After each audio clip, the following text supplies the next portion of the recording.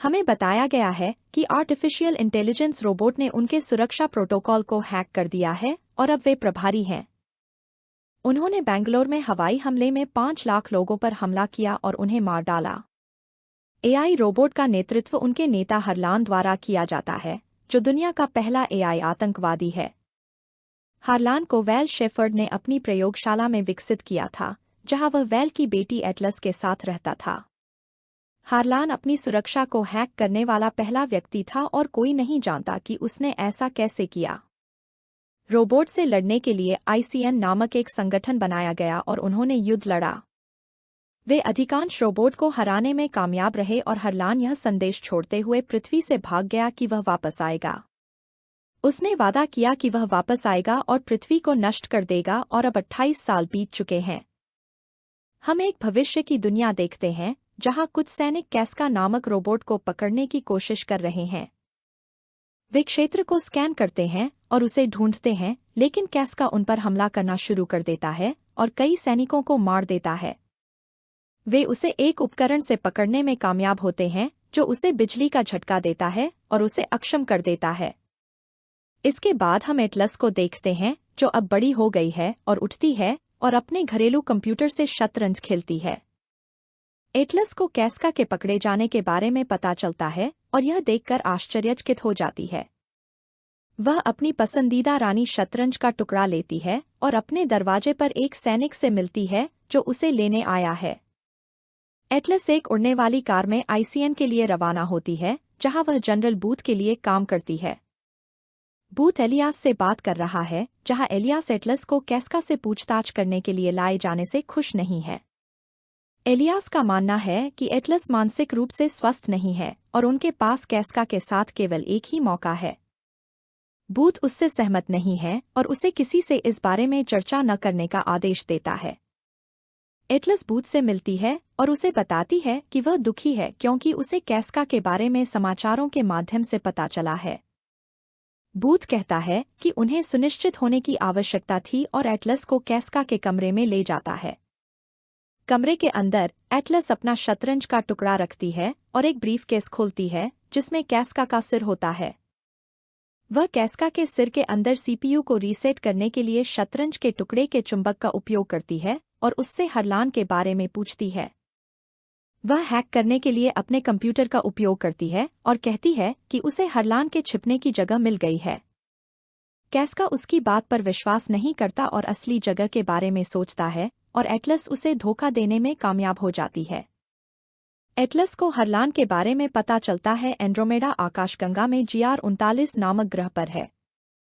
कैस्का क्रोधित हो जाता है और एटलस की ओर एक हथियार चलाता है, लेकिन वह अपने द्वारा लगाई गई अदृश्य ढाल से बच जाती है। एटलस कैस्का के सिर पर अपने शतरंज के मोहरे का उपयोग करती है और उसके CPU को उसके चुंबकों से भूनती है और उसे मार देती है। हर कोई एटलस की प्रशंसा करता है और वह कहती है कि उसे मारने के लिए हारलान के ग्रह पर जाना होगा। बूथे कहते हैं कि उनका मिशन हारलान को जीवित पकड़ना है और उसे मिशन लीडर एलियास से मिलवाता है। एटलस कहती है कि उनकी योजना उसके बिना काम नहीं करेगी क्योंकि वह हारलान को किसी और से बेहतर जानती है। एलियास एटलस को बाहर ले जाता है और उसे नए रोबोट सूट दिखाता है जो न्यूरल लिंक से जुड़े होते हैं। ये सूट AI और एलियास द्वारा संचालित होते हैं और सूट एक दूसरे से सिंक होते हैं और एक दूसरे के विचार पढ़ते हैं। एटलस अपनी मां की तकनीक को इस तरह इस्तेमाल होते देखकर खुश नहीं होती और एलियास उसे बताता है कि यह सुरक्षित है। बूथे मिशन के लिए एटलस को भेजने के लिए सहमत हो जाता है और एलियास भी उससे सहमत होता है। वे पृथ्वी से प्रस्थान करते हैं और पृथ्वी के चारों ओर सुरक्षा कवच को पार करने के लिए 2 पासवर्ड दर्ज करते हैं जो एटलस के पास है निर्मित। मिशन ब्रीफिंग के दौरान वह सभी से अपने न्यूरल लिंक बंद करने के लिए कहती है क्योंकि उसे AI पर भरोसा नहीं है। वह सभी को बताती है कि हारलान का ग्रह अस्थिर है और उसमें अक्सर भूकंप और बिजली आती रहती है। वह कहती है कि उन्हें बहुत सावधान रहना होगा और हारलान के खिलाफ किसी भी AI पर आंख मूंदकर भरोसा नहीं करना चाहिए। बाद में एटलस एलियास से मिलती है और देखती है कि वे सभी ग्रह पर जाने के लिए अपने सूट में तैयार हो रहे हैं। वह एलियास को सावधान रहने के लिए कहती है, लेकिन वह चिंता न करने के लिए कहता है और वह जाने के लिए अपने सूट के अंदर चला जाता है। अचानक उनके जहाज पर हरलान के ग्रह से हमला होता है और यह जहाज के एक हिस्से को नष्ट कर देता है। एलियास एटलस को बचाता है और उसकी जान बचाने के लिए उसे सूट पहनाता है और उसे अपना सूट सक्रिय करने के लिए कहता है। एटलस जहाज के बाहर उड़ जाती है, जहां वह ग्रह की ओर गिरने लगती है। वह एस्टेरॉइड्स को गिरते हुए देखती है और अपने सहयोगियों को मरते हुए देखती है और कुछ एआई मशीनों द्वारा मारे जा रहे हैं। एटलस को उसके सहयोगी ने जहाज से टकराने से बचाया और एलियास ने एटलस को अपने सूट के साथ खुद को सिंक करने के लिए कहा। एटलस, जो अभी भी गिर रही है, ऐसा करने से मना कर देती है क्योंकि उसे एआई पर भरोसा नहीं है। जब उसका सूट जमीन पर आता है तो उसका सिर टकराता है बुरी तरह। वह जागती है और देखती है कि वह घायल है और उसके सूट का ईंधन स्तर भी कम है। वह बूथ से संपर्क करने की कोशिश करती है और एक संदेश भेजती है, लेकिन कम सिग्नल के कारण उसे कुछ भी प्राप्त नहीं होता। वह सूट को सक्रिय करती है और भाषा के अनुसार अंग्रेजी चुनती है और सूट उसे इसके साथ सिंक करने के लिए कहता है। एटलस मना कर देती है और सूट से उसे बचाव पॉड्स का स्थान दिखाने के लिए कहती है, जो पास में दिखते हैं। एटलस उड़ने के बजाय स्थान पर चलने का फैसला करती है क्योंकि यह रोबोट को आकर्षित करेगा। सूट उसे बताता है कि इसकी बैटरी केवल 22 घंटे शेष है और उसे स्थान पर जल्दी जाना चाहिए। सूट उसे ऐसा न करने की सलाह देता है, लेकिन एटलस सूट को दरकिनार कर देती है और बचाव स्थान की ओर चलना शुरू कर देती है। अपने रास्ते के दौरान उसे पता चलता है कि सूट में कौन से हथियार हैं, जिनमें एक आयन बम भी है। सूट उसे बताता है कि उसका नाम स्मिथ है और उसे बताता है कि वे स्थान से 89 किलोमीटर दूर हैं। वे जल्द ही उस स्थान पर पहुंच जाते हैं, लेकिन देखते हैं कि अन्य सभी सूट क्षतिग्रस्त हो चुके हैं और व्यक्ति मारा जा चुका है। एटलस को यह जानकर दुख होता है और वह उनके परिवारों को देने के लिए उनके नाम टैग एकत्र करने का निर्णय लेती है।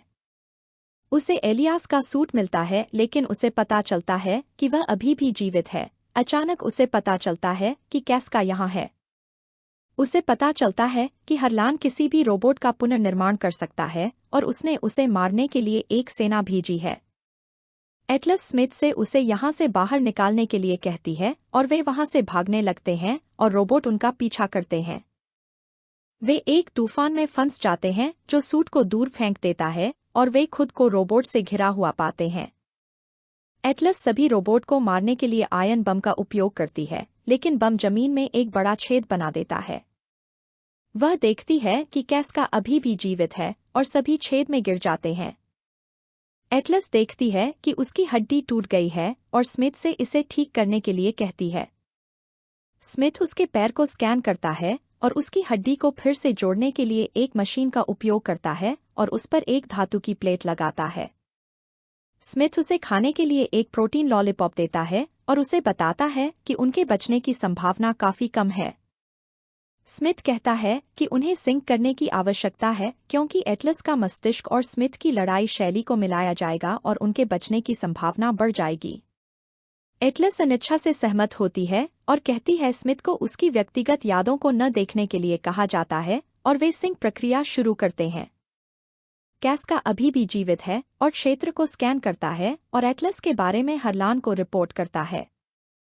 हम देखते हैं कि एलियास अभी भी जीवित है और उसे हरलान द्वारा पकड़ लिया जाता है, जो एलियास से जानकारी प्राप्त करने के लिए उसे प्रताड़ित करता है। सिंक रुक जाता है और स्मिथ कहता है कि उन्हें फिर से शुरू करने के लिए परिचय प्रक्रिया पूरी करने की आवश्यकता है। वे प्रक्रिया शुरू करते हैं और स्मिथ एटलस को हरलान के बारे में एक स्मृति साझा करने के लिए कहता है ताकि वह उसे बेहतर ढंग से समझ सके और सिंक कर सके। एटलस एक स्मृति साझा करती है जहां हम देखते हैं कि वह हरलान के साथ शतरंज खेलती थी और उसके करीब थी। हरलान और एटलस भाई बहन की तरह थे और यह स्मृति काम करती है और सिंक फिर से शुरू होता है। वे एक साथ सिंक हो जाते हैं और एटलस स्मिथ के बारे में सब कुछ देख और महसूस कर सकती है और पास की एक गुफा को देख सकती है। वे फायर थ्रस्टर्स का उपयोग करते हैं और गुफा में भाग जाते हैं, जो काफी सुंदर और बड़ी है। स्मिथ बताता है कि उसके पास केवल 14 घंटे की बैटरी शेष है और वे अभी भी 37 किलोमीटर दूर हैं। वे गुफा से बाहर निकलते हैं और एक कैमरा उन्हें देखता है और कैस्का को उनके स्थान के बारे में पता चलता है। बाद में एटलस को एक नया प्रकार का पौधा मिलता है और वह इसका नाम प्लांटी रखने का फैसला करता है और स्मिथ एक पौधे को स्टोर करता है सूट में। वे देखते हैं कि कैस्का उनके पास आ रहा है और वे उसे ट्रैक करने के लिए मोशन सेंसर का उपयोग करते हैं और उस पर थर्मल माइंस से हमला करते हैं। हमला काम करता है और वे कैस्का का सिर जमीन पर पड़ा हुआ पाते हैं और एटलस उसे कुचल देती है। उसे सिर के अंदर एक ट्रांसमीटर मिलता है और वह हरलान के बेस का पता लगाती है जो पास में है। वह वहां जाने का फैसला करती है, लेकिन स्मिथ उसे ऐसा न करने के लिए कहता है क्योंकि सिंक अभी भी 100% नहीं है। एटलस उसकी बात नहीं सुनती और स्मिथ उसे जबरदस्ती रोकता है और एटलस को उसके अतीत से कुछ दृश्य दिखाई देते हैं। एटलस कहती है कि उसे बेस को टैग करने की जरूरत है ताकि बम गिराए जा सकें और इसे नष्ट किया जा सके और स्मिथ आखिरकार सहमत हो जाता है। वे हरलान की ओर बढ़ना शुरू करते हैं और स्मिथ एटलस को बताता है कि हर चीज में आत्मा होती है जिसमें वह भी शामिल है। एटलस उससे सहमत नहीं है लेकिन उससे बहस नहीं करती है और वे जल्द ही बेस पर पहुंच जाते हैं। वे बेस को एक डिवाइस से टैग करते हैं और एटलस देखती है कि हरलान ने उनके जहाज पर कब्जा कर लिया है। हरलान जहाज पर परमाणु हथियार लोड कर रहा है और अचानक वे देखते हैं कि स्मिथ को हैक किया जा रहा है। वे भागने की कोशिश करते हैं लेकिन स्मिथ बंद हो जाता है और एक नया कैस्का आता है और एटलस को पकड़ लेता है। बूथ को एटलस का भेजा गया संदेश प्राप्त होता है लेकिन यह केवल आधा है और वह यह सुनकर हैरान है। उसे लगता है कि एटलस और टीम के साथ कुछ गड़बड़ है और वह उनके बारे में चिंतित है। एटलस और स्मिथ को बेस पर लाया जाता है जहां वह हरलान से मिलती है जो उसे देखकर खुश होता है। हरलान कहता है कि उसे अपनी माँ और एटलस की याद आती है और कहता है कि उसे मनुष्यों को नष्ट करना होगा क्योंकि वे पृथ्वी को नष्ट कर देंगे। उसे लगता है कि उसे मानवता की रक्षा के लिए बनाया गया था और उसे पृथ्वी पर संतुलन बहाल करने के लिए उनमें से आधे को नष्ट करना होगा। एटलस को पता चलता है कि हरलान ने उसे यहां आने के लिए धोखा दिया और मनुष्यों को कैस्का को पकड़ने और उसका स्थान बताने के लिए मजबूर किया। वह परमाणु हथियारों के साथ उनका जहाज चाहता था क्योंकि वह केवल पृथ्वी और एटलस से पासवर्ड में प्रवेश कर सकता है। वह उसे बताता है कि उसे एलियास से पहले ही एक कोड मिल चुका है और दूसरा कोड पाने के लिए उसकी आंख को स्कैन करता है। वह एटलस को बताता है कि उसके पास केवल 5 मिनट की ऑक्सीजन बची है और उसे शतरंज के टुकड़े के साथ छोड़कर अलविदा कहता है। एलियास जीवित है और एटलस को स्मिथ के साथ अपना सिंक पूरा करने के लिए कहता है और उसे अपना हेडपीस देता है। स्मिथ उसे सिंक पूरा करने के लिए अतीत के बारे में बात करने के लिए कहता है और हम एक और याद देखते हैं।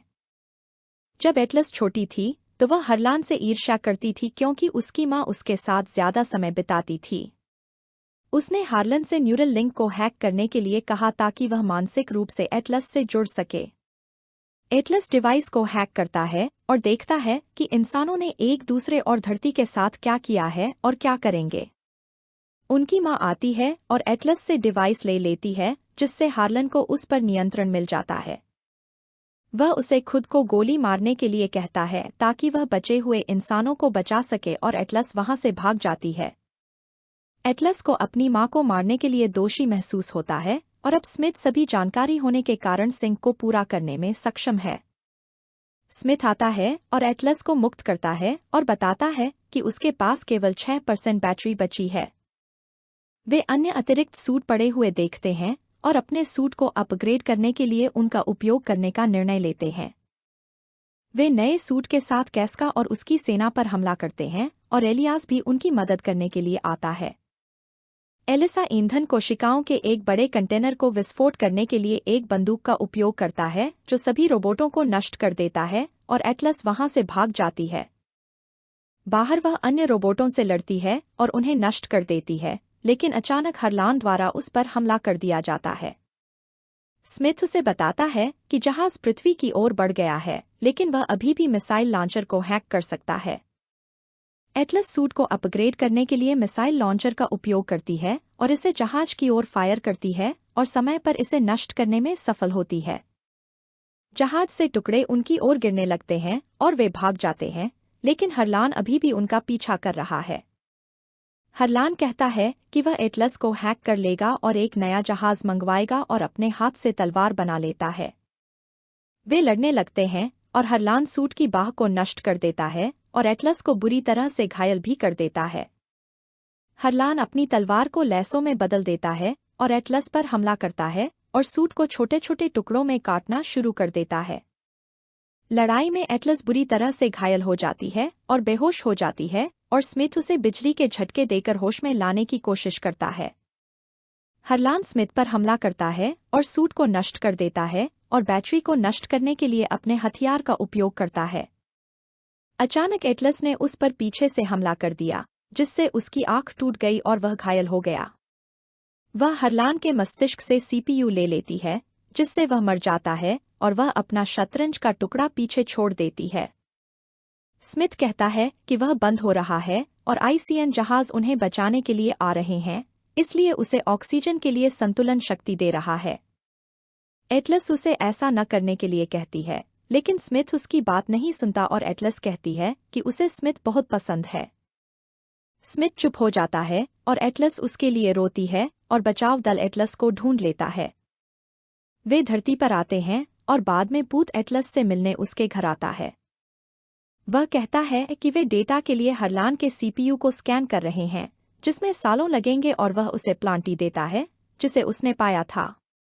वह कहता है कि सभी परिवारों ने नाम टैग वापस लाने के लिए उसे धन्यवाद दिया है। एटलस ने भी बूथ को उस पर विश्वास करने और उसका समर्थन करने के लिए धन्यवाद दिया। बाद में एटलस नए सूट की जांच करने जाती है और टेस्ट ड्राइव के लिए अपने सूट को सक्रिय करती है। उसका स्वागत स्मिथ द्वारा किया जाता है, जो अभी भी उसे याद करता है, और वह फिर से उसकी आवाज सुनकर खुश होती है।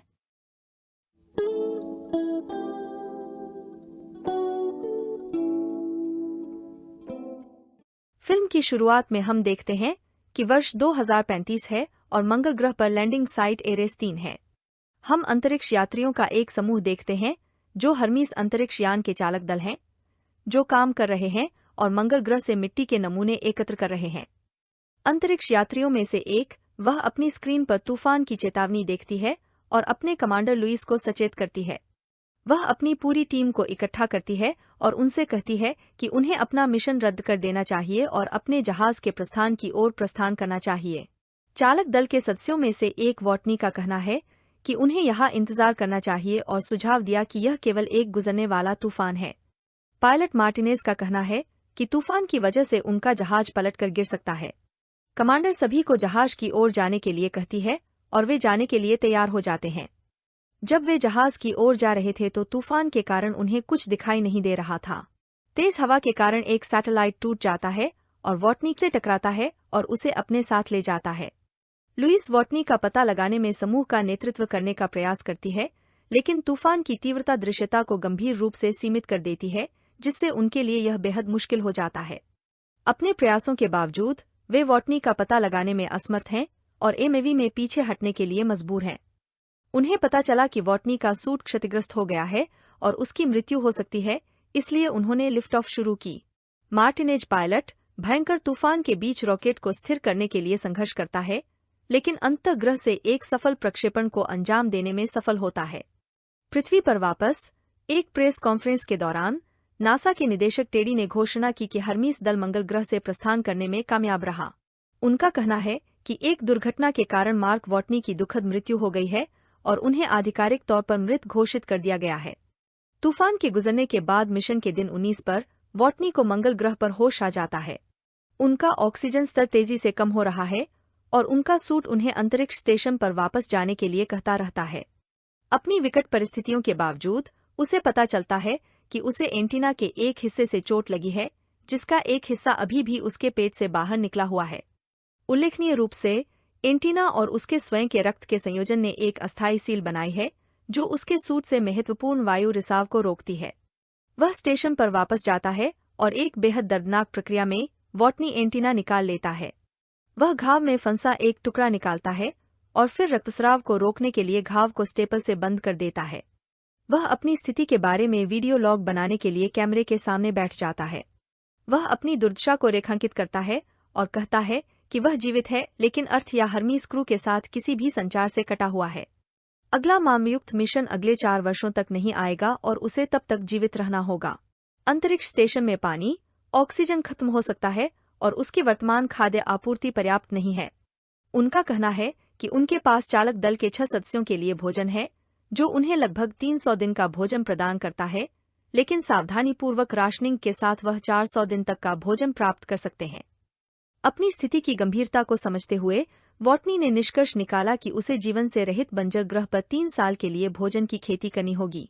सौभाग्य से उसके पास बॉटनी में एजुकेशन है जो जीवित रहने में मदद कर सकती है, और उसने आलू उगाने की एक साहसी योजना बनाई है। वह अपनी खुद की गंदगी को फसलों के लिए खाद के रूप में उपयोग करने का निर्णय लेता है और अपने खेत की स्थापना के लिए सोलर पैनलों को साफ करता है।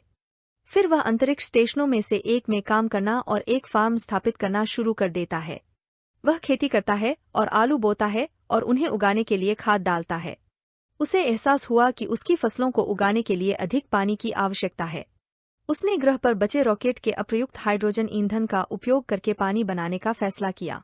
उसकी योजना काम करती है और अब उसका खेत फसलों के लिए पर्याप्त पानी बना रहा है, और 54वें दिन उसने देखा कि उसकी फसलें बढ़ रही हैं।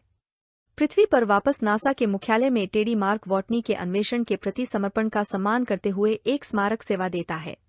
बाद में मंगल मिशन के निदेशक विंसेंट टेडी से मिलने आते हैं और उनसे वॉटनी के अवशेषों का पता लगाने के लिए सैटेलाइट की पहुंच मांगते हैं। टेडी ने सैटेलाइट फीड की सार्वजनिक प्रकृति का हवाला देते हुए प्रस्ताव को अस्वीकार कर दिया। उनका कहना है कि वॉटनी के मृत शरीर की तस्वीरें प्रसारित करने से नासा के लिए गहरा राजनीतिक और बजटीय संकट पैदा हो जाएगा।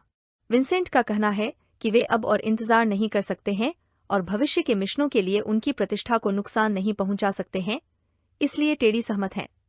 नियंत्रण स्टेशन पर मिंडी नाम के एक इंजीनियर को एरेस 3 साइट की सैटेलाइट तस्वीरों में गतिविधि के सबूत मिलते हैं। वह तुरंत टेडी और विंसेंट को सूचित करती है। वे तस्वीरें देखते हैं और विश्वास नहीं कर पाते कि वॉटनी अभी भी जीवित है। पीआर प्रबंधक एनी का कहना है कि उन्हें इन छवियों को जनता के लिए जारी करना चाहिए और उन्हें सूचित करना चाहिए। उन्होंने यह भी तय किया कि वे हर्मीस क्रू को इस बारे में नहीं बताएंगे क्योंकि वे घर आ रहे हैं और इससे उनका ध्यान भटक सकता है। यह मंगल ग्रह पर 70वां दिन है और वॉटनी ने श्याप्रेली क्रेटर तक पहुंचने के लिए एक रोवर का उपयोग करने का फैसला किया है। क्रेटर तक की यात्रा में उन्हें 50 दिन लगेंगे, लेकिन उनके रोवर में यात्रा पूरी करने के लिए पर्याप्त बैटरी पावर नहीं है। उन्होंने रोवर की बैटरी शक्ति को दोगुना करने के लिए सोलर पैनलों और दूसरे रोवर की बैटरी का उपयोग करने का निर्णय लिया। रात में यात्रा के दौरान उसे ठंड लगती है और इससे उबरने के लिए उसने पीछे बचे रेडियोधर्मी पदार्थ प्लूटोनियम को खोदकर उसे हीट स्रोत के रूप में उपयोग करने का निर्णय लिया। नासा में टेडी और उनकी टीम की चर्चा से पता चला कि वॉटनी ग्रह के चारों ओर घूमने के लिए रोवर का उपयोग कर रहा है और उसने इसकी बैटरी लाइफ बढ़ा दी है। टेडी ने अपनी टीम से एक फूड आपूर्ति जहाज तैयार करने और उसे 3 महीने में मंगल ग्रह पर भेजने के लिए कहा। हर्मीस जहाज के निदेशक मिच को लगता है कि अब क्रू को वॉटनी के बारे में सूचित करने का समय आ गया है, लेकिन टेडी ने उनसे कहा कि जब तक उनके पास कोई योजना न हो तब तक उन्हें थोड़ा इंतजार करना चाहिए। हम देखते हैं कि फसलें अब पक चुकी हैं और वॉटनी मंगल ग्रह पर 400 आलू सफलतापूर्वक उगाने में कामयाब रहा है। नासा से संपर्क करने का रास्ता खोजने की कोशिश करते समय वॉटनी को एक विचार आता है और वह एक जगह जाने का फैसला करता है। वॉटनी एक पाथफाइंडर जांच को खोजने के लिए रोवर का उपयोग करता है जिसने 1997 में संचारण बंद कर दिया था। उसे उम्मीद है कि वह इसका इस्तेमाल नासा से संपर्क करने के लिए करेगा और पुराने जहाज को रेत से खोदकर निकालने में कामयाब होगा। विंसेंट को वॉटनी की दैनिक गतिविधि के आधार पर वॉटनी की योजना का एहसास होता है और वह जेपीएल लैब में जाने का फैसला करता है जिसने इसे बनाया था। उन्होंने स्टोरेज से एक और पाथफाइंडर निकाला है, इस पर काम करने वाले इंजीनियरों को इकट्ठा किया और इसे फिर से काम पर लगा दिया है।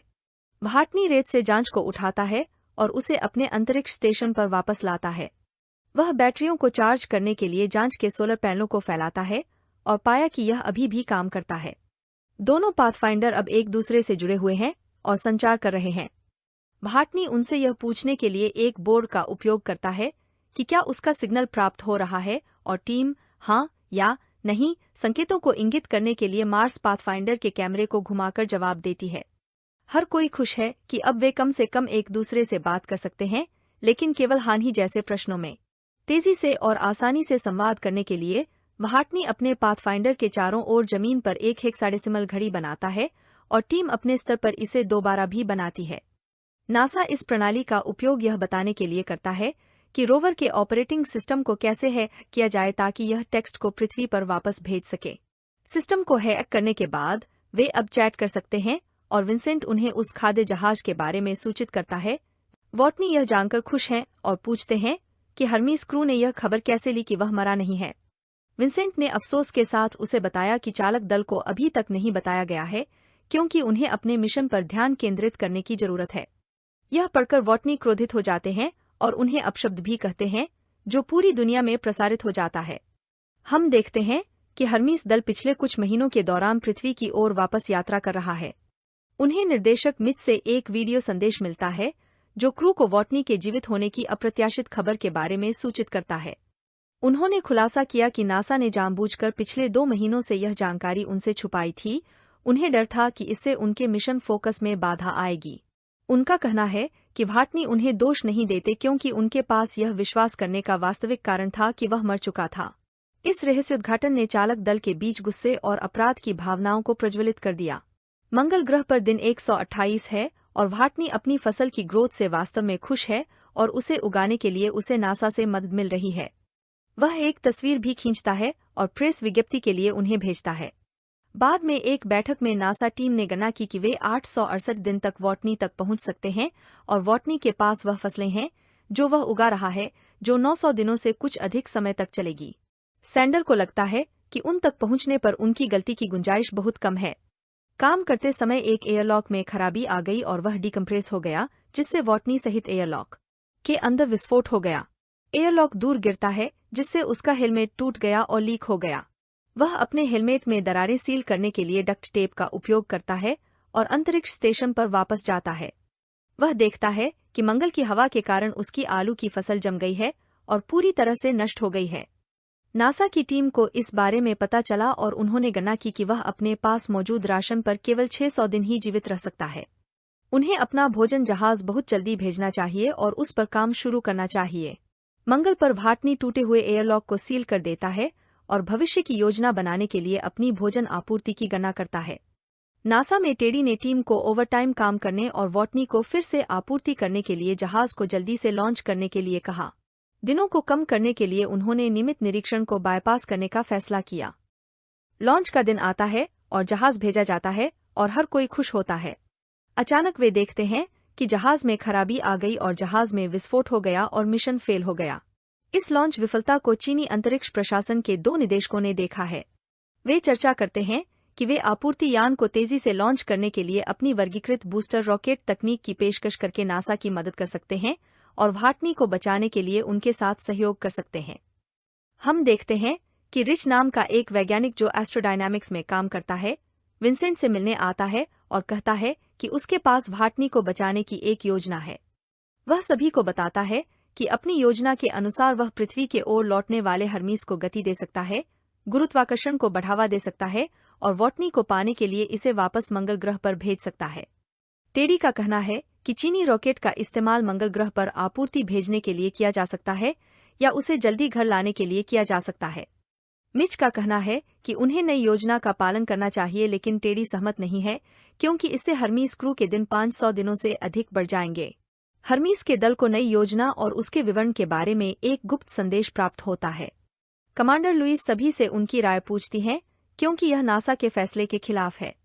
वह कहती हैं कि अगर वे मंगल ग्रह पर वापस जाते हैं तो 2 सैन्य सदस्यों लुईस और मार्टिनेज को विद्रोह के लिए कोर्ट मार्शल कर दिया जाएगा और 3 नागरिकों को कभी भी किसी अन्य मिशन पर उड़ान भरने की अनुमति नहीं दी जाएगी। वह सर्वसम्मत वोट का आह्वान करती है और वे सभी व्हाटनी के लिए वापस जाने के लिए सहमत होते हैं। नासा को पता चला कि हर्मीस ने उनके जहाज के कंप्यूटरों को हैक कर लिया है और वापस मंगल ग्रह की ओर जाने के लिए रास्ता बदल लिया है। सैंडर्स मिच से नाराज हैं। उनका मानना है कि मिच ने हर्मीस को योजना भेजी है और मिशन समाप्त होने पर उनका इस्तीफा मांगते हैं। अब उन्हें यह घोषणा करने के लिए मजबूर होना पड़ा कि नासा व्हाटनी को बचाने के लिए हर्मीस को वापस मंगल ग्रह पर भेज रहा है। हम देखते हैं कि हर कोई योजना पर काम करना शुरू कर देता है और व्हाटनी अपने रोवर में बदलाव कर रहा है। भाटनी अपने रोवर में 3200 किलोमीटर की यात्रा करके एरेस 4 MAV साइट पर जाएंगे, जहां वह अंतरिक्ष में जाने के लिए माव का उपयोग करेंगे। हर्मीस इस माव को बिना उतरे ही अंतरिक्ष में पकड़ लेगा, क्योंकि उनके पास ज्यादा ईंधन नहीं बचा है, और वापस धरती पर लौट आएगा।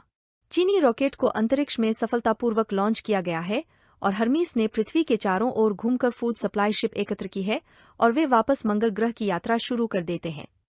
7 महीने बीत चुके हैं और यह 461वां दिन है। वॉटनी का वजन बहुत कम हो गया है। वह अपने रोवर को एरेस 3 साइट की अंतिम यात्रा के लिए तैयार करता है और अपना अंतिम वीडियो संदेश रिकॉर्ड करता है। वह अपनी यात्रा शुरू करता है, जहां वह हर दिन 13 घंटे सोने के लिए रुकता है और सोलर पैनलों के साथ रोवर की बैटरी को फिर से चार्ज करता है। 30 दिनों से अधिक की अपनी यात्रा के दौरान उन्होंने देखा कि मंगल ग्रह कितना विशाल और सुंदर है। पृथ्वी के वैज्ञानिक चर्चा करते हैं कि भाटनी को अपने MAV को हल्का बनाने की जरूरत है, ताकि वह हर्मीस को पकड़ने के लिए आवश्यक ऊंचाई तक पहुंच सके।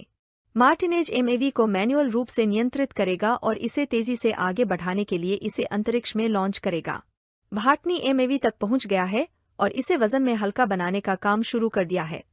वह सभी नेविगेशन और नियंत्रण प्रणालियों को हटा देता है और जहाज शंकु पर एक टाप का उपयोग करता है। हर्मीस मंगल ग्रह पर पहुंचने वाला है और चालक दल योजना पर चर्चा करता है। अंतिम दिन आता है और पृथ्वी पर हर कोई इसे देखने के लिए इकट्ठा होता है। भाटनी ने दाढ़ी बनाई, अपना सूट पहना और MAV में चला गया। हर्मीस दल मंगल ग्रह पर पहुंच गया है और उससे संपर्क किया। भाटनी खुश महसूस करता है और रोता है और वापस आने के लिए उन्हें धन्यवाद देता है। मार्टिनेज ने MVA को अंतरिक्ष में लॉन्च किया, लेकिन उसे एहसास हुआ कि यह बहुत धीमी गति से आगे बढ़ रहा है और डिजायर्ड ऊंचाई तक नहीं पहुंच पाएगा।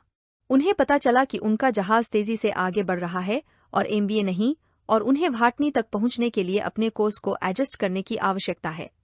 वे भाटनी को स्थिति समझाते हैं और उससे पूछते हैं कि क्या वह ठीक है, और उसे बताते हैं कि वे एक योजना बना रहे हैं।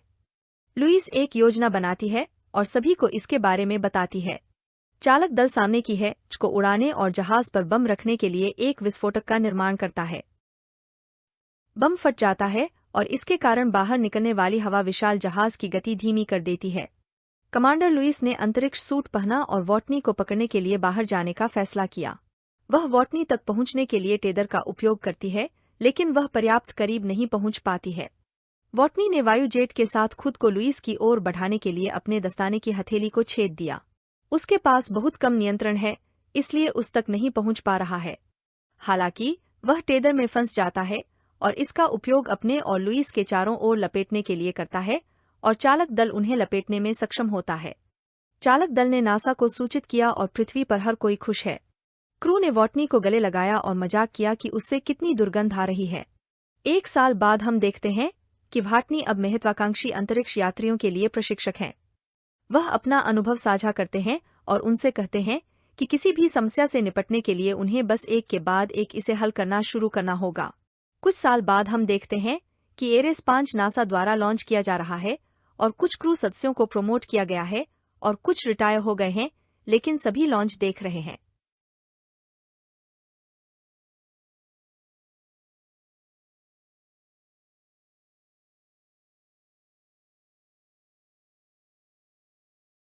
फिल्म शुरू होती है, जहां हमें बताया जाता है कि एक समय था जब पृथ्वी पर लोगों को ऊर्जा संकट का सामना करना पड़ा था, लेकिन अब इसका समाधान हो गया है। अब हम चंद्रमा पर हार्वेस्टर मशीनें लगाकर सूर्य की ऊर्जा का उपयोग करने में सक्षम हैं। लूनर इंडस्ट्रीज नामक कंपनी ने पृथ्वी की ऊर्जा समस्या का समाधान निकाला है। वे सूर्य से चंद्रमा पर गैस हीलियम-3 एकत्र करते हैं और वापस पृथ्वी पर भेजते हैं। वे पृथ्वी की 70% ऊर्जा आवश्यकता की आपूर्ति कर रहे हैं। हमें पता चला कि कंपनी ने चंद्रमा पर सारंग नामक एक अंतरिक्ष स्टेशन बनाया है। वे चंद्रमा पर परिचालन के प्रबंधन और संचालन के लिए 3 साल के अनुबंध पर एक अंतरिक्ष यात्री को नियुक्त करते हैं। अंतरिक्ष यात्री के साथ जाने के लिए स्टेशन पर गटी नाम का एक कंप्यूटर भी मौजूद है। हमें सैम बेल नाम के इस अंतरिक्ष यात्री से मिलवाया गया है, जिसका काम यह सुनिश्चित करना है कि चंद्रमा पर सभी हार्वेस्टर सुचारू रूप से चल रहे हैं। जब भी ऊर्जा पर्याप्त मात्रा में एकत्र हो जाती है, तो उसे अपने कंप्यूटर पर एक सिग्नल मिलता है। फिर उसे जाकर हार्वेस्टर से इस ऊर्जा कैप्सूल को इकट्ठा करना होगा और इसे वापस पृथ्वी पर भेजना होगा। चंद्रमा स्टेशन पर अपना समय बिताने के लिए वह अक्सर खेल फीड प्राप्त करता है और पृथ्वी पर अपने परिवार को भेजने के लिए वीडियो संदेश रिकॉर्ड करता है। हमें पता चला है कि सैटेलाइट में से एक नीचे गिर गया है और इसलिए पृथ्वी और चंद्रमा के बीच कोई लाइव वीडियो चैट संभव नहीं है। गट्टी उनके सहायक के रूप में कार्य करता है और उनके बाल काटने में मदद करता है और उनके अन्य सभी दैनिक कार्य करता है। हमें पता चला है कि चंद्रमा पर उसका कॉन्ट्रैक्ट 2 सप्ताह में समाप्त हो रहा है और वह घर वापस जाने के लिए उत्साहित है। गट्टी ने सैम को सूचित किया कि उसे अपनी पत्नी से एक वीडियो संदेश मिला है। वीडियो संदेश में उसकी पत्नी सैम से कहती है कि वह उसके बिना अकेला महसूस करती है और उसे अपनी बेटी भी दिखाती है जो अब बड़ी हो गई है। वह उससे कहती है कि उसे उस पर बहुत गर्व है और उन्हें अपने रिश्ते के लिए एक दूसरे से अलग रहने का यह समय चाहिए था। सैम उन्हें देखकर भावुक हो जाता है और खुश होता है कि वह जल्द ही उन्हें देखेगा। सैम को मिनिएचर गृह सेट बनाने का भी शौक है। एक शाम जब सैम अपना गर्म पानी भरने जाता है तो वह एक लड़की को सोफे पर बैठा देखता है। उसका ध्यान भटक जाता है और उसका हाथ चल जाता है। अगले सीन में वह कंप्यूटर की मदद से अपने दाहिने हाथ पर कुछ पट्टी लगा रहा है। गट्टी सैम से पूछती है कि यह कैसे हुआ। सैम का कहना है कि टीवी देखते समय उनका ध्यान भटक गया था। गट्टी ने सैम को सूचित किया कि जब वह कमरे में आया तो टीवी बंद था। सैम कहता है कि इस बारे में ज्यादा मत सोचो और वहां से चला जाता है। सुबह सैम उठता है और गट्टी उसके लिए नाश्ता बनाता है। कंप्यूटर पर काम करते समय सैम खुद को स्क्रीन पर देखता है और भ्रमित हो जाता है। अगले दृश्य में उसे पता चलता है कि चंद्रमा पर एक हार्वेस्टर ठीक से काम नहीं कर रहा है और वह उसे देखने के लिए बाहर जाने का फैसला करता है। हार्वेस्टर के रास्ते में उसे बाहर कोई दिखाई देता है। वह इससे विचलित हो जाता है और अपनी कार को हार्वेस्टर से टकरा देता है। इससे वह घायल हो जाता है और बेहोश हो जाता है। अगले दृश्य में हम देखते हैं कि सैम अस्पताल में है। गट्टी ने उसे जगाया और पूछा कि क्या वह ठीक है। वह सैम को बताता है कि उसका एक्सीडेंट हो गया है। वह उसे खुद को ठीक करने के लिए कुछ दिनों तक आराम करने के लिए कहता है। अगले दृश्य में सैम अपने बिस्तर से बाहर निकलने की कोशिश करता है, लेकिन दुर्घटना के कारण वह अभी भी कमजोर है। वह गट्टी को ढूंढने की कोशिश करता है और उसे किसी से बात करते हुए सुनता है। गट्टी कंपनी मुख्यालय में लोगों से लाइव वीडियो चैट के जरिए बात कर बनाता है। वे हार्वेस्टर तोड़ने और सैम को घायल करने के लिए उस पर क्रोधित हैं। गट्टी का कहना है कि वह इस समस्या का समाधान कर लेंगे। अचानक सैम अंदर आता है और उससे पूछता है कि वह क्या कर रहा है। गट्टी ने उससे यह कहकर झूठ बोला कि वह स्थिति के बारे में कंपनी मुख्यालय को वापस भेजने के लिए एक वीडियो संदेश रिकॉर्ड कर रहा है। वह सैम को अपने कमरे में वापस जाने और अधिक आराम करने की सलाह देता है। कंपनी मुख्यालय सैम को एक वीडियो संदेश भेजता है। उन्होंने उससे कहा कि उसे पूरा आराम करना है और उसे स्टेशन से बाहर जाने की अनुमति नहीं है। उन्होंने उसे यह भी बताया कि वे हार्वेस्टर की मरम्मत करने और उसे ऑनलाइन वापस लाने के लिए एक बचाव दल भेज रहे हैं। यह सुनकर सैम परेशान हो जाता है कि उसे बाहर जाने की इजाजत नहीं है और उसे लगता है कि यहाँ कुछ गड़बड़ है। फिर वह जानबूझकर स्टेशन में मशीन के कुछ तारों को नुकसान पहुंचाता है। फिर वह गट्टी को बुलाता है और उसे बताता है कि जहाज के बाहर कुछ डैमेज हुई है और उसे बाहर जाकर इसकी जांच करने की जरूरत है। गट्टी इससे सहमत नहीं है क्योंकि यह बहुत खतरनाक है और उसे आदेश दिया गया है कि उसे बाहर न जाने दिया जाए। सैम उसे बताता है कि अगर इस पर ध्यान नहीं दिया गया तो इससे बड़ी आग लग सकती है। वह गट्टी को उसे बाहर जाने देने के लिए मनाता है और गट्टी सहमत हो जाता है।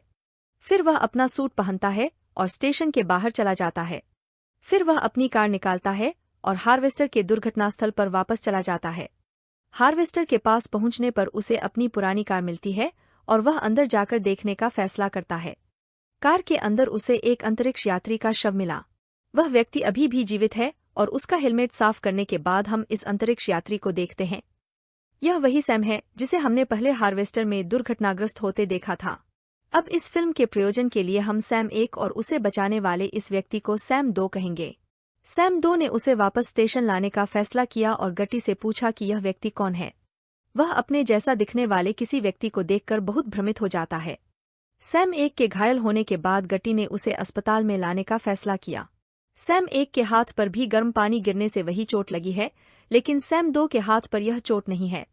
जागने के बाद सैम 1 को प्यास लगती है और वह गट्टी से पूछता है कि क्या कमरे में उनके साथ कोई है। सैम 2 उनके साथ कमरे में है लेकिन कुछ नहीं बोलता। अगले दृश्य में सैम 2 को अपनी पत्नी से एक वीडियो संदेश प्राप्त होता है। संदेश में उनकी पत्नी ने उनसे कहा कि उन्हें खुशी है कि उन्होंने ऊपर जाकर इस मिशन को करने का फैसला किया। संदेश सुनकर सैम भ्रमित लग रहा है। सैम एक जागता है और देखता है कि सैम 2 स्टेशन में व्यायाम कर रहा है। वह गट्टी से पूछता है कि यह व्यक्ति कौन है जो बिल्कुल उसके जैसा दिखता है, और उसे यह भी बताता है कि उसकी तबीयत ठीक नहीं है। गट्टी सैम को बताता है कि उसने मुख्यालय को उसके ठीक होने के बारे में सूचित कर दिया है और उसे अधिक आराम करने की सलाह दी है। यह सुनकर सैम बहुत भ्रमित हो गया। अगले दृश्य में सैम 2 के पास जाता है और उससे पूछता है कि वह कौन है और इस स्टेशन पर कितने समय से है। सैम 2 ने उसे बताया कि उसका नाम भी सैम बेल है और वह पिछले 1 सप्ताह से स्टेशन पर है। सैम 2 उसे बताता है कि वह सोचता है कि सैम 1 उसका क्लोन है। सैम 1 इस बात से सहमत नहीं है और सैम 2 को अपने क्लोन के रूप में बुलाता है। सैम 1 ने अपनी जान बचाने के लिए सैम 2 को धन्यवाद दिया और इस बात से भी चकित है कि वे दोनों कितने एक जैसे दिखते हैं। अपना समय बिताने के लिए उन्होंने कुछ टेबल टेनिस खेलने का फैसला किया। बाद में सैम 1 ने सैम 2 से पूछा कि उसे अपनी याददाश्त से कौन सी चीजें याद हैं। सैम 2 उसे बताता है कि वह कुछ स्थानों और लोगों को याद करता है और अपनी पत्नी टेस को भी याद करता है। सैम 1 उससे यह भी पूछता है कि क्या उसे अपनी बेटी ईव की याद है, लेकिन सैम 2 कुछ नहीं कहता है। अचानक उन्हें पता चला कि उन्हें मुख्यालय से एक संदेश मिला है। संदेश में उन्हें बताया गया है कि वे अपने स्टेशन पर एक नई बचाव टीम भेज रहे हैं जो 14 घंटे में उन तक पहुंच जाएगी। वे सैम को तब तक आराम करने की सलाह देते हैं। सैम 1 खुश है कि टीम आ रही है क्योंकि उसका कॉन्ट्रैक्ट समाप्त हो गया है, वह अब घर वापस जा सकता है। सैम 2 उससे कहता है कि वह घर वापस नहीं जाएगा क्योंकि वह एक क्लोन है और यह भी मानता है कि वह खुद भी एक क्लोन है। वह सैम 1 को बताता है कि वे इस जहाज पर वह पहले क्लोन नहीं हो सकते हैं और उन्हें यह पता लगाने की जरूरत है कि अन्य क्लोन कहाँ हैं। सैम 2 ने सैम 1 को बताया कि जैसे ही सैम 1 दुर्घटनाग्रस्त हुआ, वह जहाज में जाग गया था, इसलिए कोई गुप्त स्थान होना चाहिए। वह स्थान ढूंढने का फैसला करता है और सैम 1 से मदद मांगता है। सैम 1 उसकी बातों पर विश्वास नहीं करता और उसकी मदद करने से इनकार कर देता है। सैम 2 सैम 1 को बताता है कि जिस कंपनी ने उन्हें काम पर रखा था, उसने प्रशिक्षण और वास्तविक व्यक्तियों को यहाँ भेजने के बजाय उनका समय और पैसा बचाने के लिए ये क्लोन बनाए होंगे। सैम 2 बेस के लिए पूरे जहाज की खोज करता है, लेकिन उसे ढूंढने में असमर्थ रहता है। अंत में उसने सैम 1 की मेज के नीचे देखने का फैसला किया, लेकिन उसने हिलने से इनकार कर दिया। उनके बीच लड़ाई होती है जिसमें सैम 1 बुरी तरह घायल हो जाता है। सैम 1 गट्टी के पास जाता है और उसे बताता है कि सैम 2 कितना लापरवाह और आक्रामक है। वह गट्टी से यह भी पूछता है कि 100 संदेश भेजने के बावजूद उसे अपनी पत्नी के कंपैरिजन से इतने कम संदेश क्यों मिले हैं। गट्टी का कहना है कि उन्हें इस बारे में कोई जानकारी नहीं है। सैम 1 गट्टी से पूछता है कि क्या वह वास्तव में एक क्लोन है या नहीं। गट्टी सैम 1 को बताता है कि वह एक क्लोन है और यह एक नॉर्मल प्रक्रिया है जो वे क्लोन को जगाने पर करते हैं। वे यह देखने के लिए उस पर कुछ टेस्ट चलाते हैं कि वह ठीक से काम कर रहा है या नहीं। सैम 1 उससे उसकी पत्नी और बेटी के बारे में पूछता है। गट्टी उसे बताता है कि वे ओरिजिनल सैम बेल की मेमोरीज हैं जो उन्होंने उसमें लगाए हैं। बाद में सैम 2 ने सैम 1 से अपने व्यवहार के लिए माफी मांगी। वह उसे उस लाइव वीडियो चैट के बारे में भी बताता है जो गट्टी मुख्यालय के साथ कर रहा था। सैम 1 का कहना है कि सैटेलाइट नष्ट हो गया है और स्टेशन पर वीडियो चैट संभव नहीं है। सैम 2 का कहना है कि उन्हें बाहर जाकर सैटेलाइट की जांच करने की जरूरत है। उनको भी पता चल जाएगा कि क्या मुख्यालय द्वारा उनके साथ सच्चाई बरती जा रही है। जब वे सैटेलाइट पर पहुंचते हैं तो वे देखते हैं कि सैटेलाइट से एक जैमर जुड़ा हुआ है जो लाइव वीडियो संदेश भेजने के उनके सिग्नल को रोक रहा है। सैम 1 बीमार महसूस कर रहा है और उसने बेस पर वापस जाने का फैसला किया है। सैम 2 ने अन्य सैटेलाइट्स की जांच करने का फैसला किया है।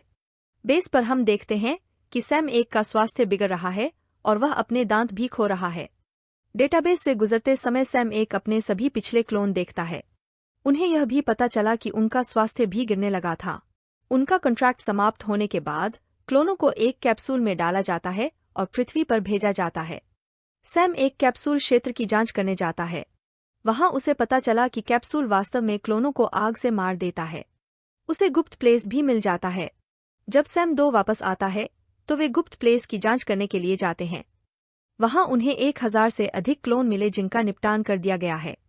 सैम 1 फिर स्टेशन के बाहर जाता है और अपनी पत्नी तक पहुंचने की कोशिश करता है। एक युवा लड़की फोन का जवाब देती है और उसे बताती है कि उसकी मां का 3 साल पहले निधन हो गया है। युवा लड़की अपना परिचय उनकी बेटी ईव के रूप में देती है। यह बात जानकर सैम एक हैरान रह जाता है। वह बेस पर वापस लौटता है और उसका स्वास्थ्य और भी खराब हो जाता है, इसलिए वह आराम करने के लिए बिस्तर पर चला जाता है। सैम 2 को उस कॉल के बारे में भी पता चलता है जो सैम 1 ने अपने परिवार को किया था। सैम 2 फिर गट्टी से एक और क्लोन जगाने के लिए कहता है ताकि दोनों सैम को बचाया जा सके। अगले दृश्य में हम देखते हैं कि सैम 1 और सैम क्लोन को जागृत होते देखकर भ्रमित हो जाता है। सैम 2 फिर अपनी योजना बताता है, जहां वह कहता है कि सैम 1 पृथ्वी पर वापस चला जाएगा क्योंकि उसने अपने 3 साल पूरे कर लिए हैं और सैम 2 यहीं रहेगा। वे सैम 3 के क्लोन को दुर्घटनाग्रस्त हार्वेस्टर साइट पर ले जाएंगे ताकि बचाव दल को वह शव मिल जाए जिसकी वे तलाश कर रहे हैं। जब बचाव दल पहुंचने ही वाला होता है, सैम 1 की हालत और भी खराब हो जाती है। वह सैम 2 से कहता है कि उसकी जगह सैम 2 को धरती पर वापस चले जाना चाहिए क्योंकि वह जानता है कि वह अधिक समय तक जीवित नहीं रहेगा। वे इस बात से सहमत हैं। फिर दोनों सैम दुर्घटनास्थल पर जाते हैं और सैम 1 बेहोश हो जाता है। सैम 2 दुर्घटनाग्रस्त वाहन में सैम 1 को छोड़ देता है और बेस पर वापस आ जाता है। स्टेशन पर वह अपना भागने का जहाज तैयार करता है। गट्टी उसे याद दिलाता है कि उसे रीसेट करने की जरूरत है। उसके पास उन सभी चीजों की रिकॉर्डिंग है जो सैम 2 के जागने के बाद से बेस पर घटित हुई हैं। गट्टी उनकी मदद कर रहा है क्योंकि उसका मिशन यह सुनिश्चित करना है कि सैम सुरक्षित है। जैसे ही यह जहाज वहां से रवाना होगा, सैम खुद को रिबूट करने के लिए गट्टी प्रोग्राम करता है।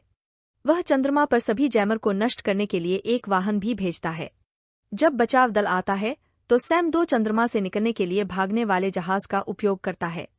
सैम 1 उसे उड़ते हुए देखता है और मर जाता है। सैम 3 अब जाग गया है और गट्टी रीसेट हो गया है। बचाव दल को सैम 1 का शव मिलता है और मुख्यालय को सूचित करता है।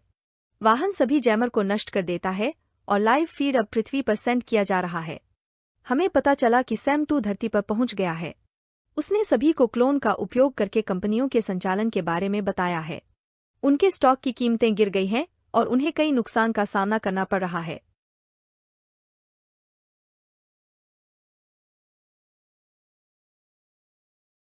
फिल्म शुरू होती है जहां हम जैक को देखते हैं जो न्यूयॉर्क शहर के अपने अतीत की यादें साझा कर रहा है। वह यहाँ एक लड़की के साथ है लेकिन अपनी अनिवार्य मेमोरी स्वाइप के कारण उसका नाम याद नहीं रख पा रहा है। वर्ष 2077 है और जैक एक तकनीशियन है और पृथ्वी पर तैनात अंतिम ड्रोन मरम्मत करने वालों में से एक है। जैक के अनुसार 60 साल पहले ग्रह लगभग नष्ट हो गया था विदेशी आक्रमणकारियों की एक जाति के खिलाफ युद्ध के दौरान, जिन्हें स्केवेंजर्स यानी स्कैव्स कहते हैं। स्कैव्स ने चंद्रमा को नष्ट कर दिया, जिससे बड़े पैमाने पर भूकंप और सुनामी आई और फिर उन्होंने आक्रमण शुरू कर दिया। वे केवल परमाणु हथियारों के उपयोग से पराजित हुए, जिसने ग्रह के अधिकांश हिस्से को विकिरणित और निर्जन बना दिया। बचे हुए कुछ मनुष्य शनि ग्रह पर टाइटन की एक कॉलोनी में चले गए। टाइटन विशाल महासागर स्थित बिजली स्टेशनों द्वारा पृथ्वी पर एकत्रित ऊर्जा का उपयोग करके संचालित होता है। इन्हें हाइड्रो रिग कहा जाता है, जो समुद्री जल से संलयन शक्ति उत्पन्न करते हैं। टॉवर 49 से, जो उत्तर पूर्वी संयुक्त राज्य अमेरिका के अवशेषों के ऊपर स्थित एक बेस है। जैक और उसका साथी और प्रेमी विका एक टीम के रूप में काम करते हैं। वे स्वायत्त ड्रोन बनाए रखते हैं जो कुछ बचे हुए स्कैव डाकुओं से बिजली स्टेशनों की रक्षा करते हैं। जैक मैदान में जाता है और विका रुकती है और उसके लिए संचार अधिकारी के रूप में काम करती है। अब उनके पास अपना मिशन खत्म होने और टाइटन वापस जाने में 2 सप्ताह बचे हैं। जैक अपने जहाज में प्रवेश करता है, टेक 49 के रूप में अपना नंबर दर्ज करता है और अपनी दैनिक निगरानी शुरू करने के लिए रवाना हो जाता है। विका ने जैक को सूचित किया कि उसे सैली से एक आदेश मिला है, जो टेट में उनकी वरिष्ठ है, कि 2 ड्रोन ऑफलाइन हैं। विका जैक को ड्रोन का स्थान बताती है और सैली विका से पूछती है कि क्या वे एक प्रभावी टीम है, और वह हमें उत्तर देती है। जैक ड्रोन के स्थान पर पहुंचता है और ड्रोन की मरम्मत के लिए अपने विमान से नीचे उतरता है। वह ड्रोन के कुछ हिस्सों को बदलने के लिए अपने च्यूइंग गम का उपयोग करता है और सफलतापूर्वक उसकी मरम्मत करता है। हम देखते हैं कि कुछ स्कैव दूर से जैक को देख रहे हैं। ड्रोन उस क्षेत्र को स्कैन करने की कोशिश करता है, लेकिन उसे कुछ नहीं मिलता है और वह वहां से चला जाता है। बाद में जैक चिंतित दिखता है क्योंकि स्कैव्स ने अपनी गतिविधि बढ़ा दी है और अधिक ईंधन सेल चुरा रहे हैं। विका उससे कहती है कि वह ज्यादा चिंता न करे क्योंकि पृथ्वी पर उनके कुछ ही दिन बचे हैं। जैक अपनी बाइक निकालता है और दूसरे ड्रोन को ढूंढने जाता है और उसका स्थान ढूंढ लेता है। ड्रोन जमीन में एक गड्ढे में दुर्घटनाग्रस्त हो गया है और जैक ने उसे देखने के लिए अंदर जाने का फैसला किया है।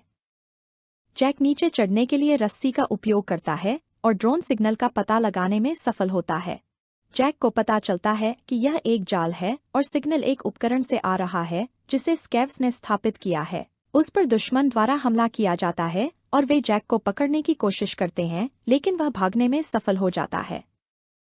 जैक अपनी रस्सी का उपयोग करके ऊपर चढ़ने की कोशिश करता है, लेकिन उसकी रस्सी टूट जाती है और वह नीचे गिर जाता है। जब दुश्मन उस पर हमला करने वाला होता है तो ड्रोन 166 वहां आता है और सभी दुश्मनों को मार डालता है और उसकी जान बचाता है। जैक को वहां एक किताब मिलती है और वह उसे अपने साथ टॉवर पर लाने का फैसला करता है, लेकिन पता चलता है कि उसकी बाइक चोरी हो गई है। नहाते समय उसे अपने अतीत का कुछ आभास होता है और बाद में वह बाहर मिली किताब पढ़ता है। जैक ने विका को एक पौधे के रूप में एक उपहार दिया जो उसे मिला था, लेकिन विका ने उसे यह कहते हुए फेंक दिया कि इसमें जहरीली गैस हो सकती है। विका का कहना है कि वे अपना मिशन पूरा करने के बहुत करीब हैं और उन्हें कोई जोखिम नहीं लेना चाहिए। अगली सुबह वे विस्फोट की आवाज सुनकर उठे और पाया कि एक हाइड्रो रिग नष्ट हो गया है।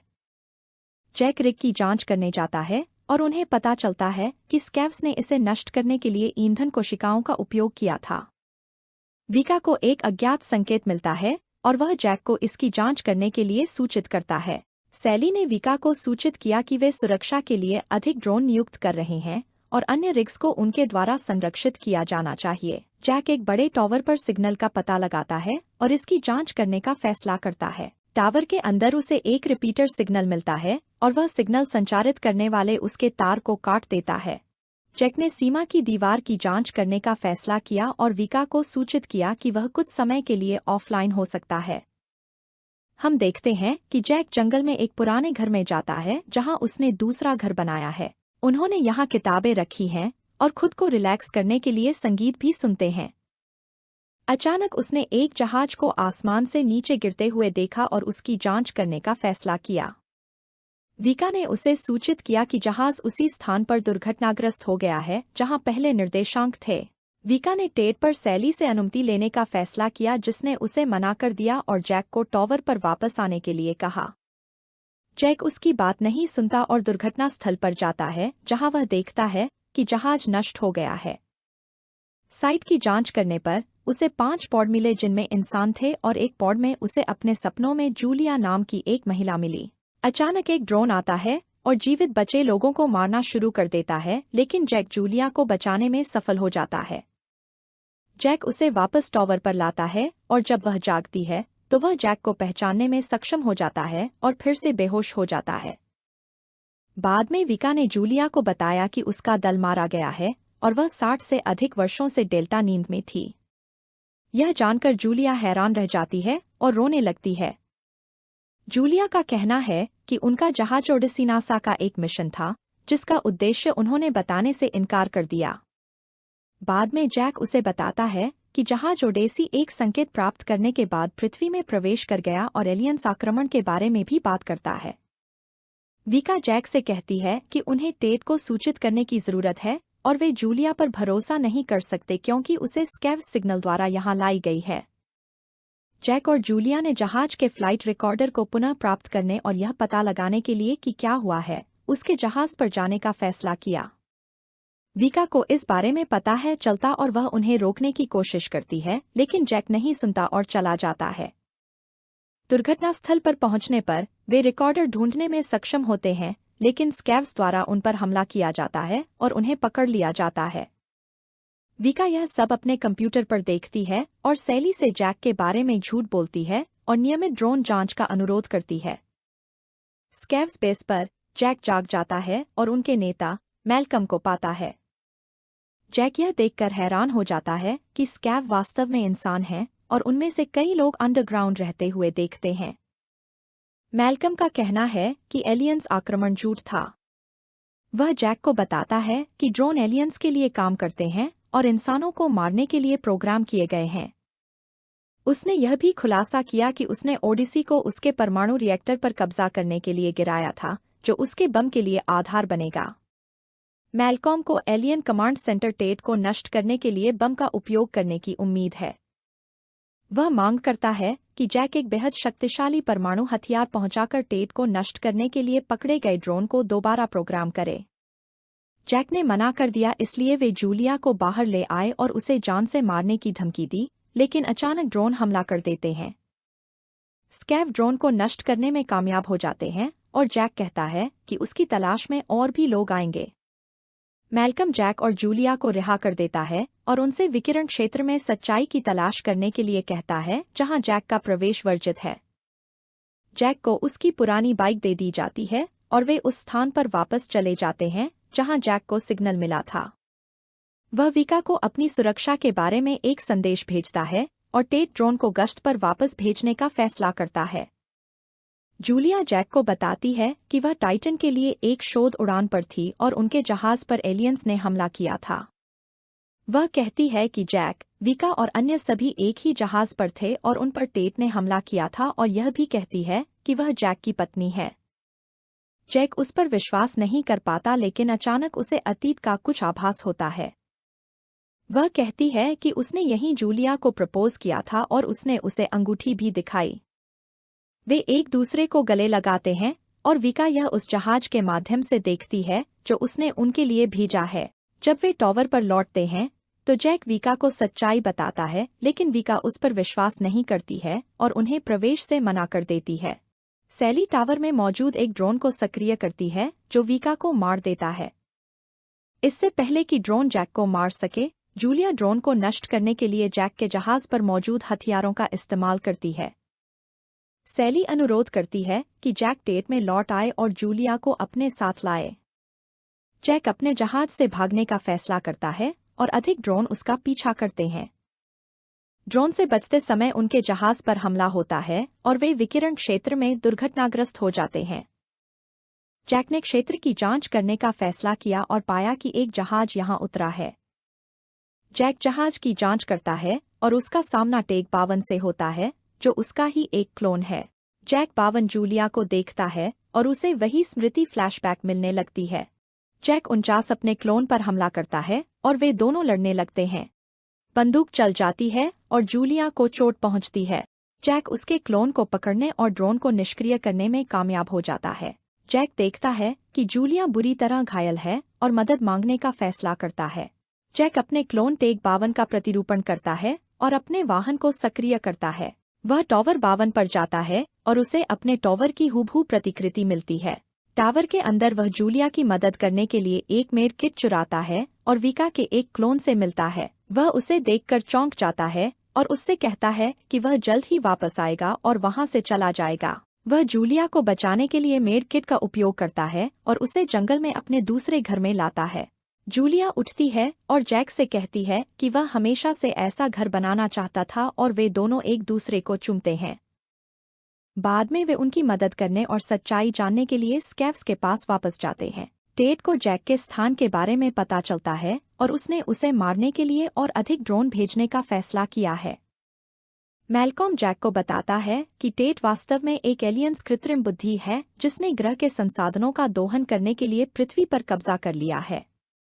उनका कहना है कि जैक और विक्टोरिया अपने मूल संस्करणों के हजारों क्लोनों में से केवल 2 हैं। उन्हें पृथ्वी पर आक्रमण करने और सभी मनुष्यों को मारने के लिए ड्रोन के कार्य में मदद करने के लिए सैनिकों के रूप में बनाया गया था। मैल्कॉम ने जैक को एक किताब लेते और जूलिया को बचाते हुए देखा और महसूस किया कि उसमें कुछ मानवता बची है। जैक उनकी मदद करने का फैसला करता है और ड्रोन में बम फिट करता है और उसे टेट में जाने के लिए रिप्रोग्राम करता है। वे ड्रोन लॉन्च करने की तैयारी करते हैं, लेकिन अचानक अन्य ड्रोनों से उन पर हमला कर दिया जाता है। ड्रोन बेस में प्रवेश करते हैं और अंदर तबाही मचाते हैं, सभी चीजों को नष्ट कर देते हैं और मनुष्यों को मार देते हैं। मनुष्य ड्रोन को नष्ट करने में कामयाब हो जाते हैं, लेकिन इससे पहले कि ड्रोन बम ले जाने वाले ड्रोन को नष्ट करने में कामयाब हो जाते। लड़ाई में मैल्कम घायल हो गया और उन्हें टेट तक परमाणु बम पहुंचाने के लिए दूसरा रास्ता खोजने के लिए मजबूर होना पड़ा।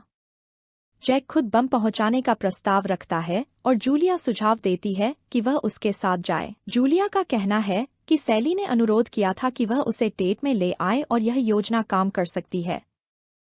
जैक जूलिया को उसके पॉड में सुला देता है और टेट जाने के लिए अपना जहाज तैयार करता है और सैली को सूचित करता है। उड़ान के दौरान जैक ओडिसी के फ्लाइट रिकॉर्डर को सुनता है, जिससे पता चलता है कि वह और वीका मूल रूप से पायलट थे।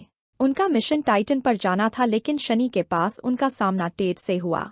सैली नासा मिशन नियंत्रण में उनके पर्यवेक्षक थे, जूलिया सहित अन्य कर्मी पॉड्स में थे। पास आने पर टेट ने उन्हें ट्रैक्टर बीम के साथ अंदर खींच लिया और जैक ने अन्य दल को अंतरिक्ष में भेजने का फैसला किया। जूलिया के दल ने डेल्टा स्लिप में 60 वर्षों तक पृथ्वी की परिक्रमा की, जब तक कि मैल्कॉम ने उनके यान को वापस बुलाने के लिए संकेत नहीं भेजा। जैक को अपने अतीत की सभी यादें याद आती हैं और वह टेट में प्रवेश करता है। टेट के अंदर उसकी मुलाकात एक एलियन त्रिकोण संरचना से होती है, जिसने सैली के व्यक्तित्व को अपनाया था। जैक स्लिप कैप्सूल खोलता है और अंदर मैल्कम को प्रकट करता है और जूलिया जैक के दूसरे घर में सुरक्षित है। दोनों व्यक्ति परमाणु बम चलाते हैं और अपने जीवन की कीमत पर टेट को नष्ट कर देते हैं। टेट के नष्ट होने से दुनिया भर में बचे हुए ड्रोन भी निष्क्रिय हो जाते हैं और नष्ट हो जाते हैं। हर कोई देखता है कि टेट नष्ट हो गया है और खुश महसूस करता है। 3 साल बाद जूलिया अपनी छोटी बेटी के साथ जंगल के घर में रह रही है। जीवित बचे लोगों का एक समूह वहां पहुंचता है और जैक बावन समूह से बाहर आता है। जैक बावन ने खुलासा किया कि उसकी पिछली मुलाकात से जूलिया की यादें फिर से जाग उठीं। टेट के विनाश के बाद से उसने उसकी तलाश की थी और अब वह अपने परिवार के साथ फिर से मिल गया है।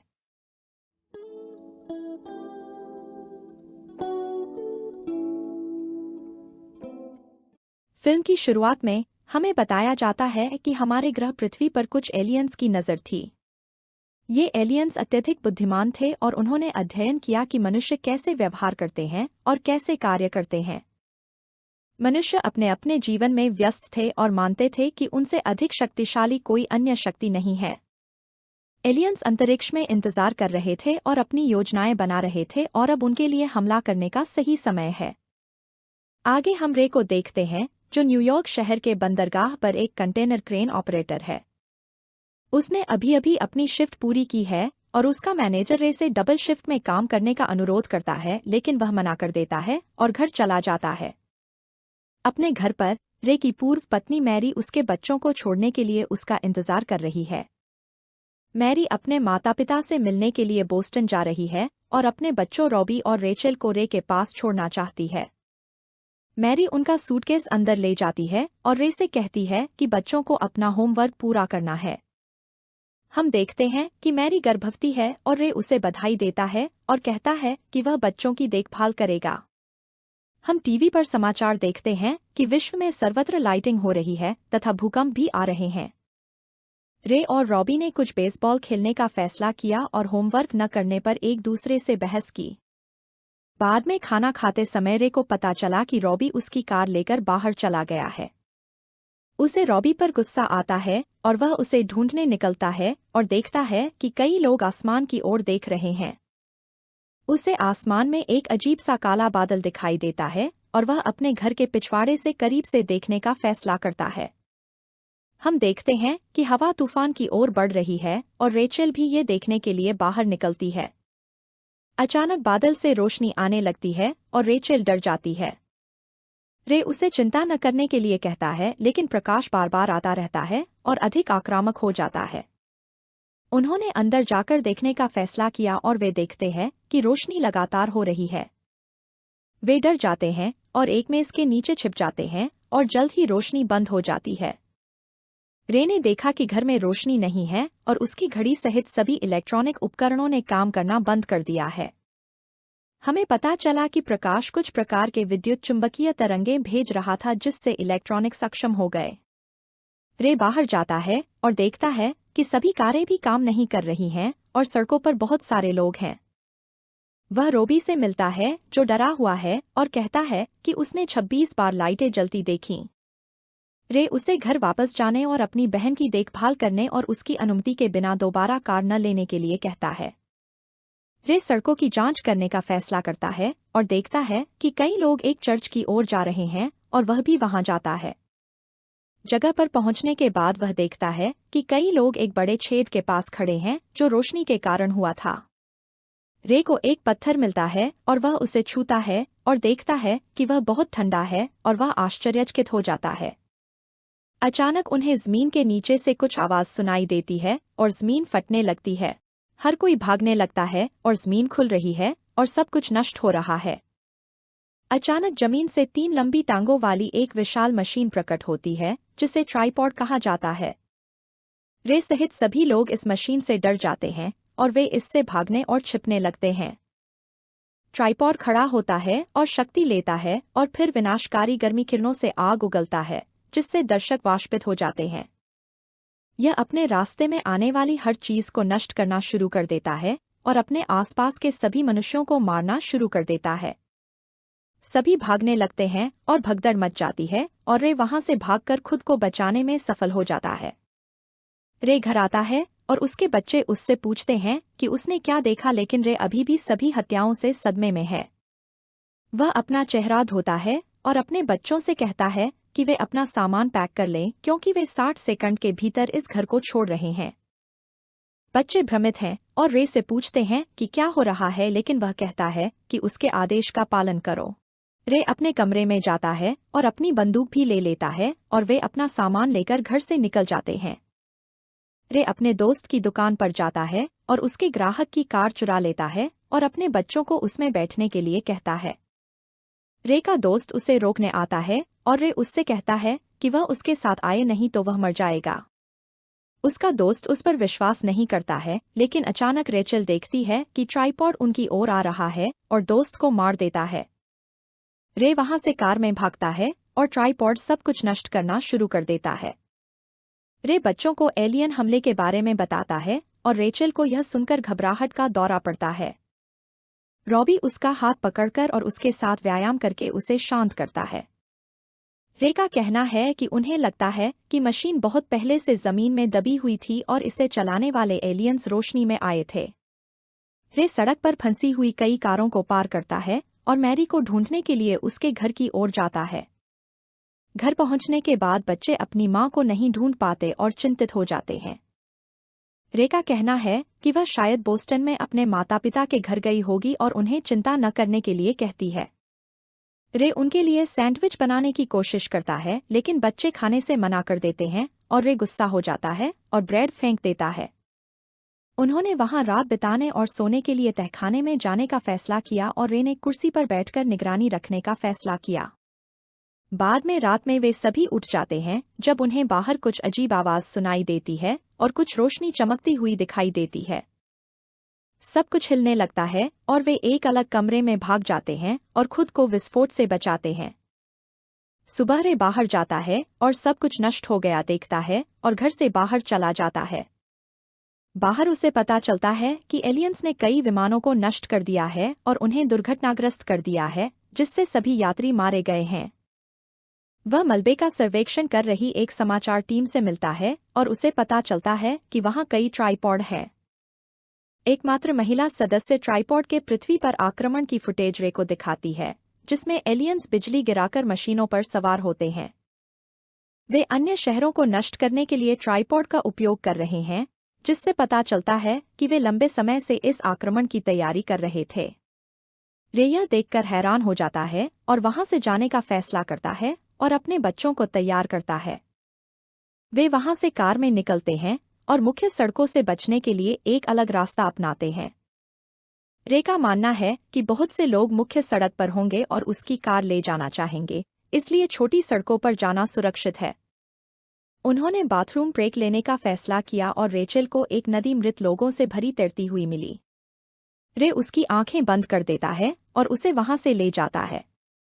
वे देखते हैं कि एक सैन्य काफिला एलियंस की ओर जा रहा है और रॉबी एलियंस के खिलाफ लड़ाई में शामिल होने की कोशिश करता है। रॉबी अमेरिकी सेना के साथ जाने की कोशिश करता है, लेकिन रे और रेचल उसे रोकते हैं। रॉबी का कहना है कि रे सिर्फ मैरी को ढूंढने की कोशिश कर रहा है ताकि वह उन्हें उसके पास छोड़ सके और अपनी जिम्मेदारियां पूरी कर सके। रे को रॉबी के लिए बुरा लगता है और वह उसे खुश करने के लिए उसे कार चलाने देता है। रात में वे एक बड़ी भीड़ में आते हैं और वे किसी के लिए नहीं रुकने के लिए कहते हैं। भीड़ उनकी कार को घेर लेती है और रोककर उस पर हमला करना शुरू कर देती है और उनके शीशे तोड़ देती है।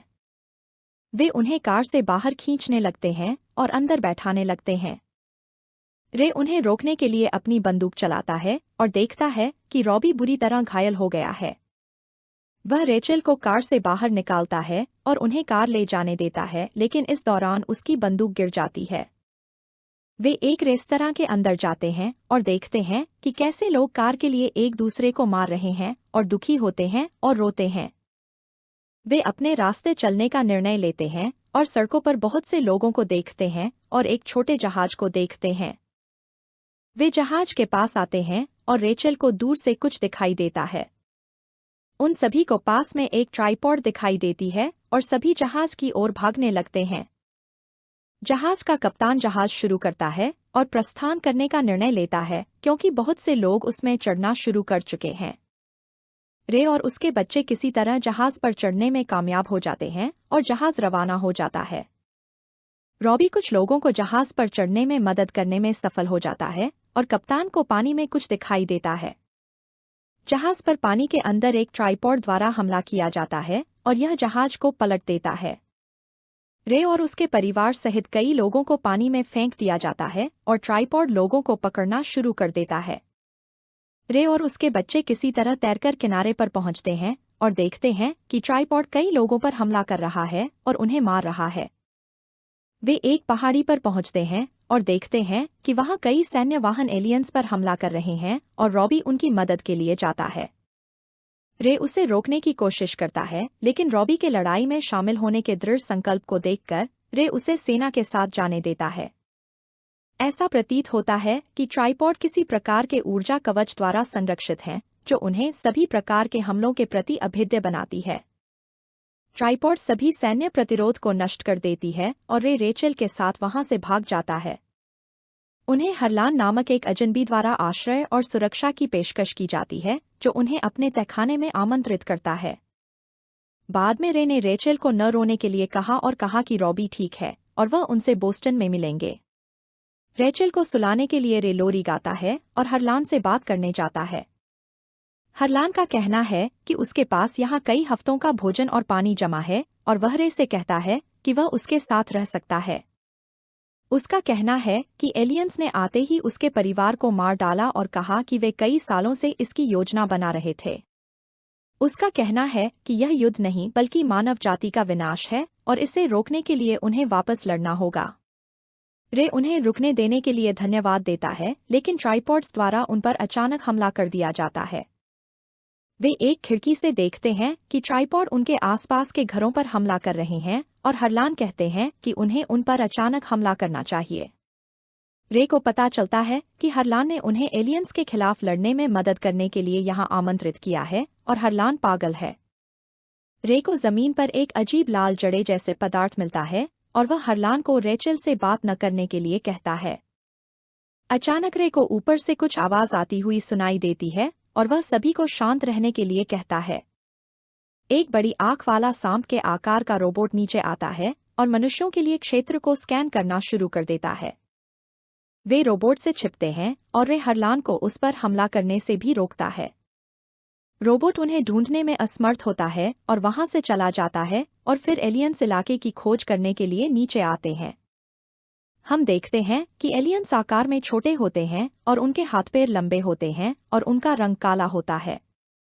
हरलान ने एलियंस को गोली मारने का फैसला किया, लेकिन रे ने उसे रोक दिया और उसकी बंदूक छीनने की कोशिश की। एलियंस को ऊपर बुलाया जाता है और वे इलाका छोड़कर चले जाते हैं। सुबह हार्लन ने रे को बुलाया और उन्होंने देखा कि एक ट्राइपॉड लाल जड़ों को उर्वरित करने के लिए एक इंसान का खून और शरीर चूस रहे हैं। हरलान मानसिक रूप से टूट जाता है और भागने के लिए चिल्लाना और गड्ढा खोदना शुरू कर देता है।